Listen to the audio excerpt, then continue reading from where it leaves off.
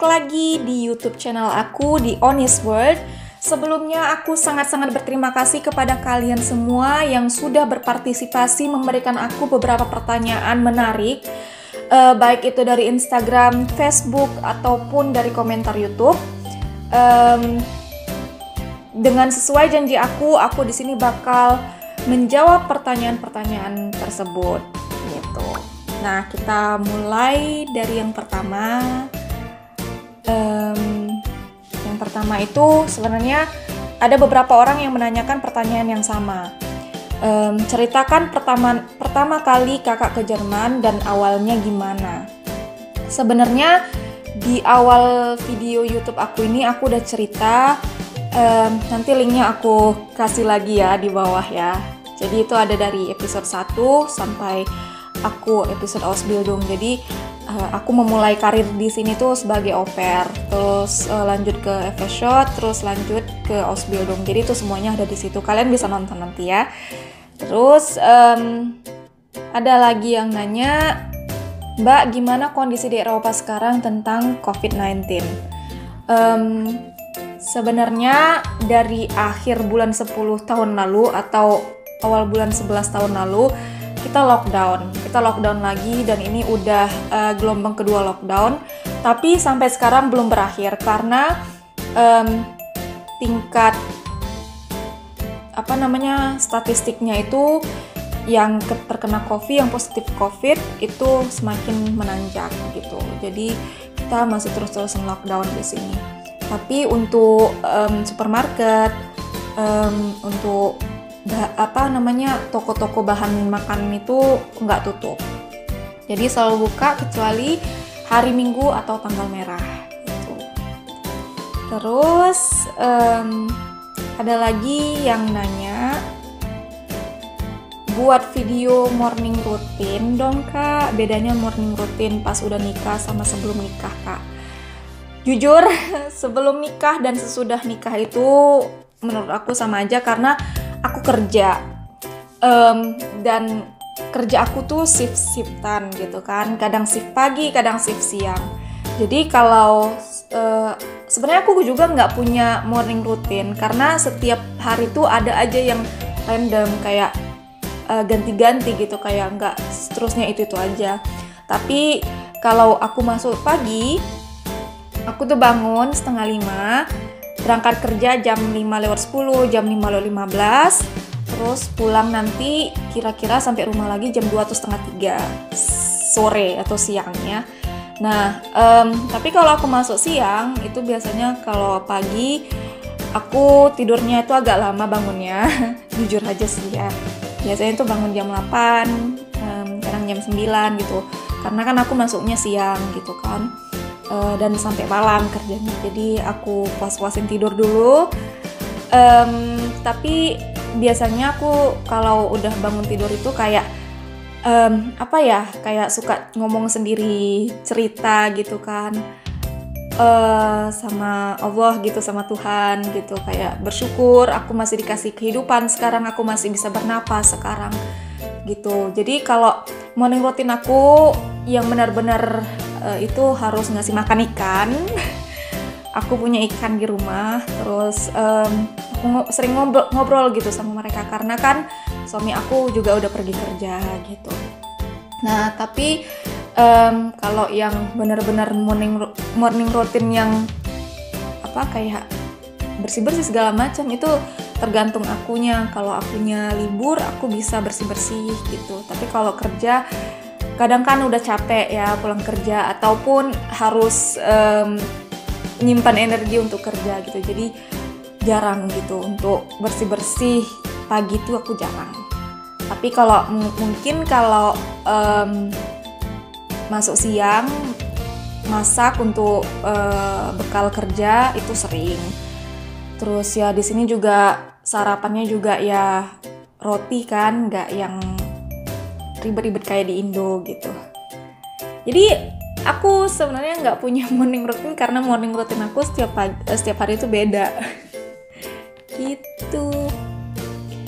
Terus ada yang nanya, menetap di Indonesia atau Jerman?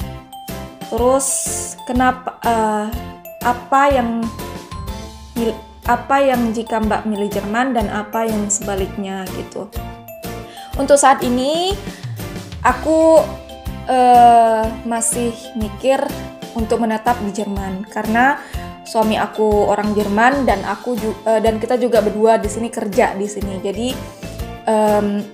belum ada kepikiran untuk menetap di Indonesia lagi. Mungkin suatu saat kalau udah pensiun gitu, tapi sampai saat ini belum ada untuk kayak mau ke Indonesia lagi, mau menetap di Indonesia lagi, belum ada. Tapi aku masih berkeluarga negara di Indonesia kok. Nah, terus ada yang nanya, gimana caranya kakak menyesuaikan diri atau budaya Indo ke keluarga suami? Ini pertanyaan bagus sih, ya. Yang pertama, kita dibesarkan dengan tata krama, sopan santun gitu kan. Terus yang manggil ke lebih tua itu sebutan tante, ibu, bapak, om, segala macem. Terus ke nenek kakek, walaupun itu bukan nenek kakek kita, ya kita manggilnya itu kakek atau nenek gitu kan. Tapi kalau di sini itu nggak ada. Kalau bukan keluarga ke orang yang lebih tua di luar sana, ya manggilnya nama gitu. Terus paling kalaupun ada yang menyebutkan ibu gitu kan, ibu di sini sebutannya Frau. Mereka itu bukan, misalnya namaku kan di sini udah Noni Bertram. Nah mereka tuh memanggil aku harus Frau Bertram, bukan Frau Noni, karena nggak ada di sini orang yang menyebutkan nama depan dulu gitu untuk sebutan ibu atau bapak. Jadi harus nama belakang gitu. Nah tapi aku manggil keluarga keluarga suami aku, sebutan ibu dan bapak ke orang tuanya, dan mereka kaget itu artinya apa, karena mereka nggak biasa dengan hal itu. Dan aku jelasin bahwasannya kalau di Indonesia manggil nama aja tuh es ist unhöflich gitu loh, itu nggak sopan. Jadi aku jelasin, aku mau manggil kalian itu sebutan ibu dan bapak, boleh nggak? Dan mereka tuh sangat-sangat senang gitu loh, karena budaya aku masuk, tapi bukan yang jelek, malah yang lebih bagus gitu. Karena aku nggak mau manggil mereka tuh hanya sebutan nama. Begitu juga ke omanya, karena kan gimana pun dia itu udah nenek-nenek, masa iya aku manggilnya nama gitu, pikir aku kan. Jadinya aku manggil ke omanya juga oma, dan dia tuh sangat-sangat terharu, dia sampai meneteskan air mata. Ada orang lain yang manggil aku tuh sebutan oma walaupun itu bukan cucuku sendiri gitu katanya. Jadi kayak benar-benar budaya yang udah aku tanamkan dari kecil, yang diajarkan kedua orang tuaku, yang diajarkan keluargaku itu aku bawa juga sampai ke sini. Jadi kayak benar-benar mereka tuh senang banget gitu, mereka terharu gitu. Nah terus ada yang nanya lagi, tips awet muda. Ini dari Patricia Angelina. Ini kayaknya adik kelas aku waktu di kuliah deh. Tips awet muda. Emang aku udah tua ya sih ya? Oke, umur aku 25 sekarang.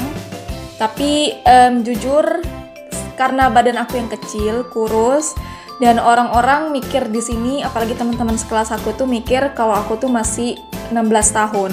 Jadi waktu awal masuk sekolah kan masih perkenalan, terus bilang umur gitu kan. Nah aku bilang aku tuh 23, nah pada saat itu aku masih 23 tahun, dan mereka langsung what gitu loh, 23 gitu. Mereka kira aku masih 15, 16 gitu. Jadi jadinya ya aku selalu bilang ke mereka kan, bukan hanya ke orang Jermannya, juga ke teman-teman aku juga. Tips awet muda, sebenarnya ini bukan tips awet muda, tapi kayak tips untuk menghilangkan stres lah gitu istilahnya kan, karena kan pemicu kerutan segala macam itu kan stres ya. Jadi pokoknya yang harus kuncinya gini, dengerin apa yang perlu didengerin, ya. Gak usah didengerin kalau orang nyinyirin kamu.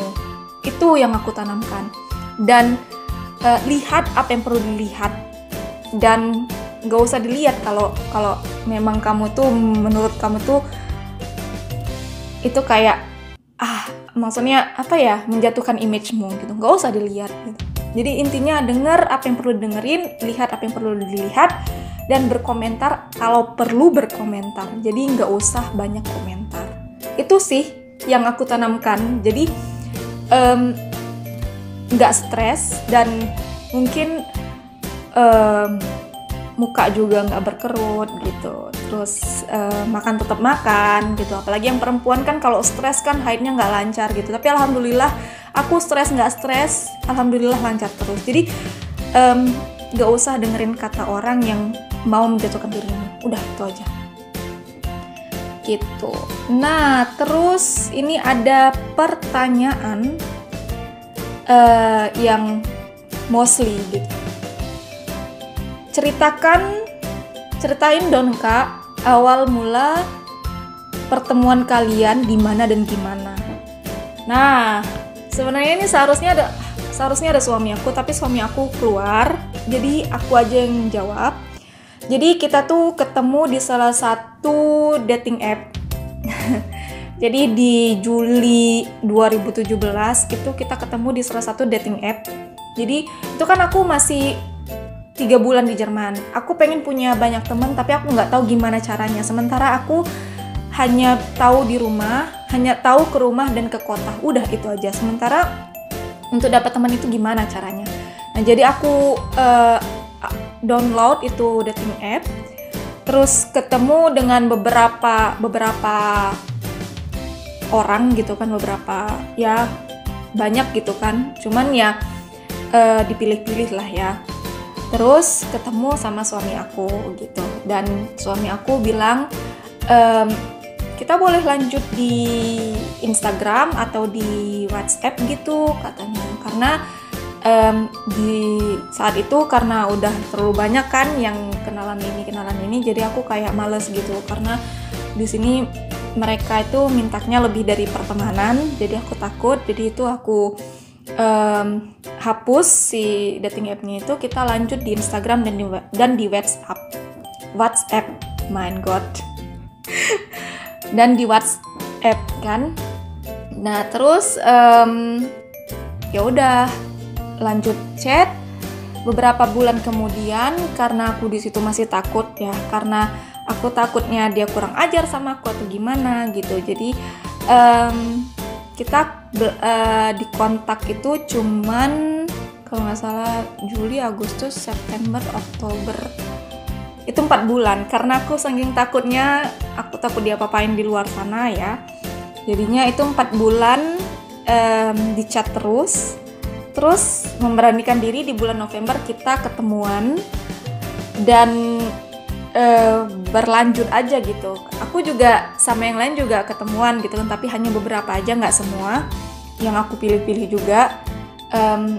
Tapi malah sama dia yang berlanjut gitu.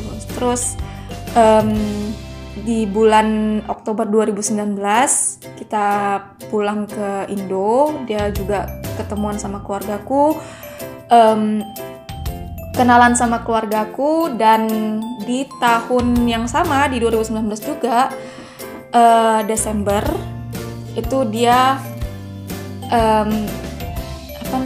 menyatakan bahwasannya mau nggak nikah sama aku gitu, kelobungnya lah gitu kan.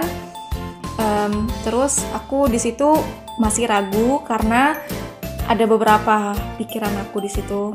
Aku nggak bisa langsung bilang ya, aku bilang beberapa kali bilang tidak gitu, karena yang satu sisi aku tuh orang Indonesia, dimana di Indonesia kalau laki-laki mau ngajak nikah perempuan pasti kan harus nanya ke orang tuanya dulu, terus gimana tentang pernikahannya, maharnya, segala macem gitu kan. Nah, tapi gentlenya suami aku tuh nanya ke papaku lewat WA, bahwasannya pakai bahasa Inggris ya, karena papaku juga nggak bisa bahasa Jerman. dan dia bilang boleh nggak aku nikahin anakmu gitu. Aku serius sama dia dan papaku langsung bilang iya boleh gitu. Dan dia tuh nunjukin tulisan WA-nya itu ke aku di hari itu juga. Nah terus yang aku masih pikirin kan aku Muslim, terus datang dari Indonesia, datang dari Asia, yang adat istiadatnya masih kental segala macam, dan di situ langsung suamiku bilang aku siap gitu. Dan itu menurut aku udah sesuatu yang benar-benar oh ini anak memang benar serius sama aku gitu. Jadinya aku bilang iya aku mau, karena dia cukup gentle juga, dia juga mau berkorban gitu kan. Jadinya ya udah. Nah terus di tahun 2020 kita nikah agama. Tadinya kami mau nikah sipil dulu di sini dan nikah agamanya nanti di Indonesia. Tapi karena corona takutnya kita nggak bisa pulang, jadinya nikah agama dulu di sini dan nikah sipil di tahun 2021 Januari. Dan rencana pengen tahun depan gitu kan buat resepsi di Indonesia. Tapi kalau memang masih corona terus menerus gini, kita juga nggak bisa pulang karena suami aku kan masih warga negara asing ya. Di Indonesia kan peraturannya warga negara asing itu belum boleh masuk, jadinya harus nunggu dulu gitu ya. Doain aja semoga corona cepat berlalu dan insya Allah kami juga bisa pulang. Oke, terus ada pertanyaan lagi. So, eine Klassenkameradin von mir hat mir auch Fragen gestellt. Jadi ada salah satu teman aku di kelas ngasih beberapa pertanyaan ke aku.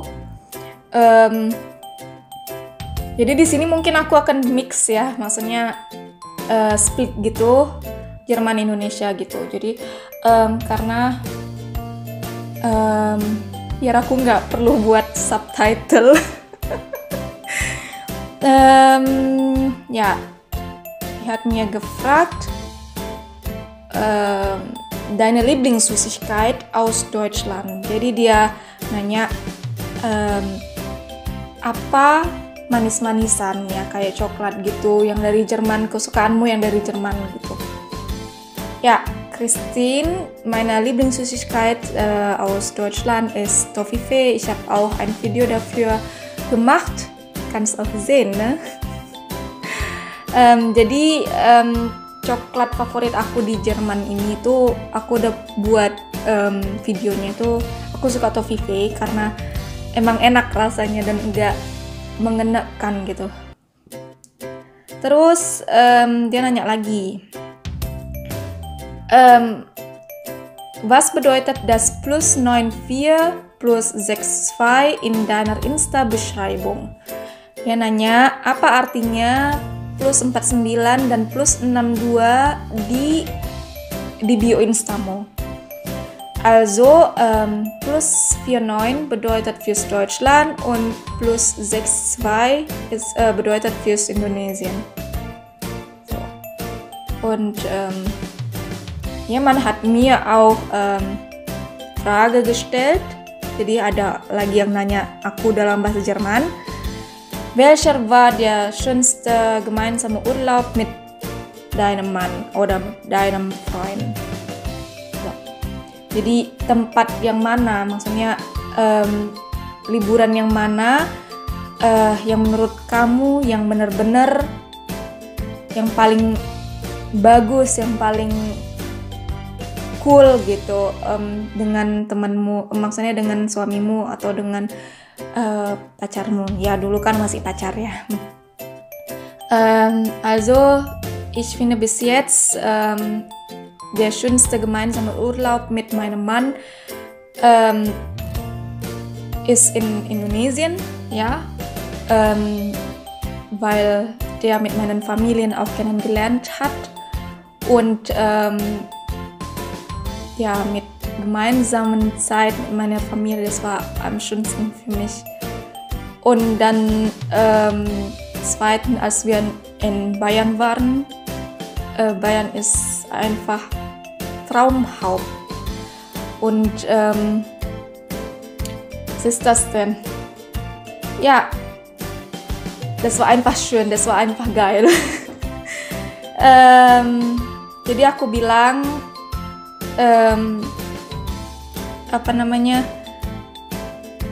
liburan bersama suami yang paling indah itu yang dimana waktu di Indonesia, waktu dia kenalan sama keluargaku dan spend time gitu dengan keluargaku, itu menurut aku yang paling indah gitu. Terus ada lagi aku bilang waktu kita di Bayan, karena Bayan itu salah satu spot ter-highlights gitu loh, maksudnya yang bener-bener itu kayak bener-bener impian gitu untuk tinggal di sana, untuk hidup di sana tuh einfach impian, Traum. Ich kann nicht mehr sprechen. Karena aku nggak bisa ngomong lagi karena split ini gitu, jadi susah kadang. Oke, terima kasih untuk pertanyaan-pertanyaannya. Terima kasih udah berpartisipasi.